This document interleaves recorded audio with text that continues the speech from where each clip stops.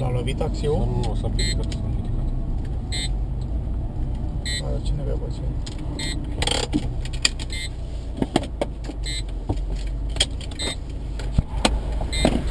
Asta e că se ridică.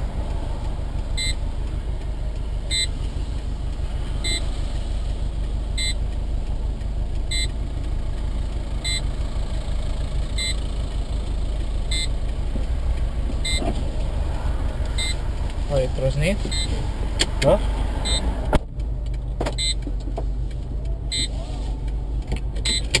Dar ce legătură are taximetrul? Se vrea să-l ajute sau îl certă? Nu, l-a întrebat dacă vrea să treacă strada, dacă l-ajută el. Haideți. Dar de ce a rămas întins ceva timp? Că n-am înțeles. Nu știu.